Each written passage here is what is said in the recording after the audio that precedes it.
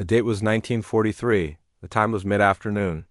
A quiet park in Haarlem, Netherlands. A young girl with braided pigtails approached a woman sitting alone on a wooden bench. She appeared no older than 12, innocent, harmless, just a child. She smiled warmly and asked a simple question, "What is your name?"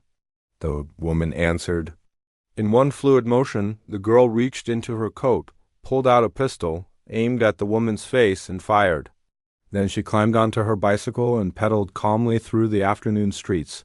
Her name was Freddie Oversteegen. She was 16 years old. The woman she had just executed was a Dutch collaborator carrying a list containing the name and address of every Jewish family in the region. A list she planned to hand directly to Nazi officers. That document represented death sentences for hundreds of innocent men, women, and children. Freddie had just saved them all. By the time the war ended, she and her older sister Truus would assassinate dozens of Nazi officers and Dutch traitors. The exact number remains unknown to this day. Whenever anyone asked how many she killed, Freddie always gave the same response. A soldier should never be asked such questions. This is the true story of two teenage sisters who seduced Nazi officers in taverns, lured them deep into the forest, and executed them without hesitation. Girls who learned to fire weapons in an underground potato cellar. Girls who refused to harm children, even the children of their worst enemies. Girls who fought monsters while choosing to remain human. Freddie Oversteegen was born in 1925 in a small village called Schoten, just beyond Haarlem. Her childhood was unconventional from the beginning. The family lived aboard a houseboat. Her father earned little money. Her mother, Treintje, was a devoted communist who lived by one principle: when you witness injustice, you do not turn away. You act. When Freddie was young, her parents separated. As the houseboat pulled away from the dock, her father stood at the bow singing a French farewell song. She rarely saw him again. Treintje moved her two daughters into a cramped apartment in Haarlem. They slept on mattresses stuffed with straw. They owned almost nothing, yet their mother always made room for others. Jewish refugees escaping Germany, political fugitives fleeing Nazi persecution, complete strangers who needed somewhere to hide. Their mother taught them one core belief: if you must help someone, you must sacrifice something of yourself. The girls would carry this lesson forever. May 10, 1940, Nazi Germany invaded the Netherlands. The Dutch military resisted for 5 days before surrendering. Freddie was 14. Truus was 16. Overnight, German soldiers patrolled every street. Nazi flags replaced Dutch ones on buildings. New laws arrived daily, new terrors. Freddie remembered the sounds clearly. Rifle butts slamming against doors at midnight, German soldiers screaming orders. Families dragged from homes while neighborhoods listened in frozen silence. But the Oversteegen family refused to cower. They chose resistance. Freddie and Truus worked alongside their mother, distributing illegal newspapers and anti-Nazi pamphlets. Under darkness, they covered German propaganda posters with their own messages. The Netherlands must be free. They escaped on bicycles, hearts racing, knowing capture meant execution, but they were never caught. Two young girls on bicycles attracted no suspicion. In 1941, a man named Frans van der Wiel arrived at their door. He commanded the Haarlem Council of Resistance. He had heard about the Oversteegen family. He asked Treintje directly, "Will your daughters join the resistance?" Both girls agreed. But van der Wiel needed proof of their reliability. Days later, he returned dressed as a Gestapo officer. He burst through the door screaming demands in German, ordering them to reveal where a Jewish man was hidden. Freddie and Truus refused to break. They attacked him physically, protecting their secret even if it cost their lives. Van der Wiel revealed the deception. They had passed. Now he explained what resistance truly required: sabotage of bridges and railways, and eliminating Nazi personnel. Truus glanced at her sister. Freddie smiled and replied, "That is something I have never done before." Their mother offered one final instruction: always stay human. The sisters trained in an underground potato cellar. In complete darkness, they learned to handle weapons. They practiced staying calm, They prepared to kill. Their first mission was arson. Nazi warehouses needed to burn, but SS guards protected them.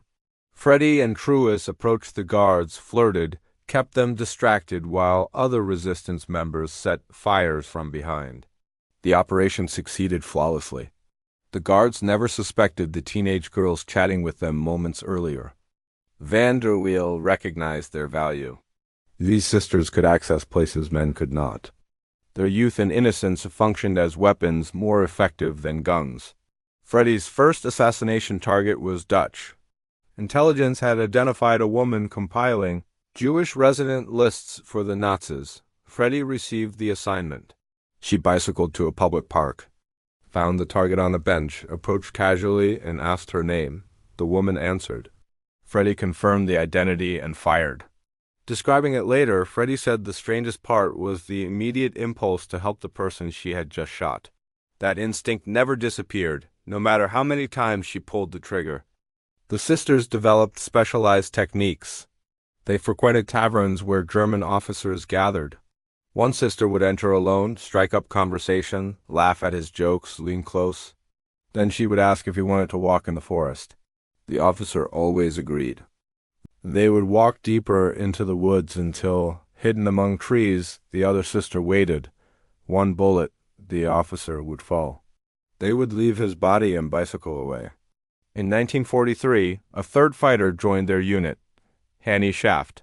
She had been studying law at the University of Amsterdam until the Nazis demanded students sign loyalty pledges to Germany.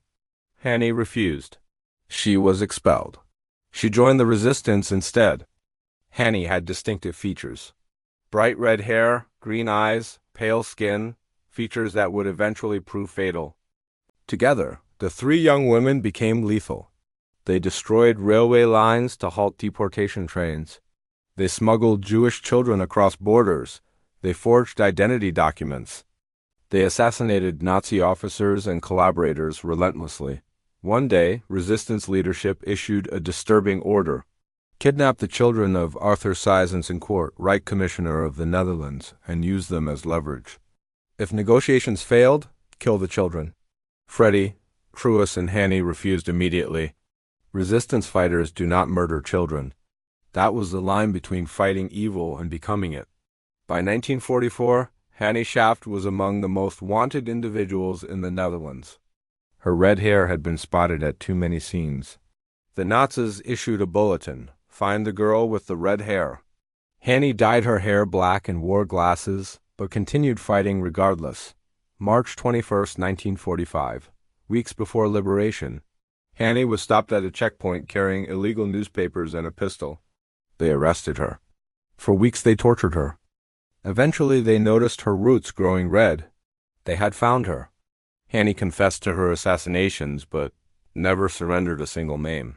Not Freddie. Not Truus. She protected them until death. April 17, 1945. 18 days before liberation. Hannie Schaft was executed in the sand dunes of Overveen. She was 24.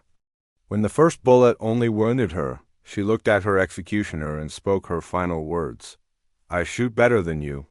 After liberation, Hannie received a state funeral, but Freddie and Truus received nothing. The Dutch government ignored them for decades because they were communists. Finally, in 2014, nearly 70 years after the war, Prime Minister Mark Rutte awarded them the Mobilization War Cross. Freddie was 89. Truus was 91. Her son said it was the happiest day of her life. Truus died in 2016 at 92. Freddie died in 2018, one day before her 93rd birthday. Throughout her life, Freddie visited Hannie's grave, leaving red roses for the friend who did not survive. When asked for advice, Truus said to always make the right decision and always remain human. Those were their mother's words. Freddie and Truus killed many people. They watched life leave their enemies' eyes, but they refused to murder children. They cried after every killing. They remained human. During the occupation, 90% of the Dutch population tried to live normally. 5% collaborated. 5% resisted. Within that 5%, only a handful of women took up arms. Freddie Oversteegen was one of them. A 14-year-old girl with braided pigtails and a pistol hidden in her bicycle basket. The three of them together are believed to have killed over 100 Nazis and collaborators. Freddie lived to 92. She never revealed how many she killed, and she never apologized for any of them.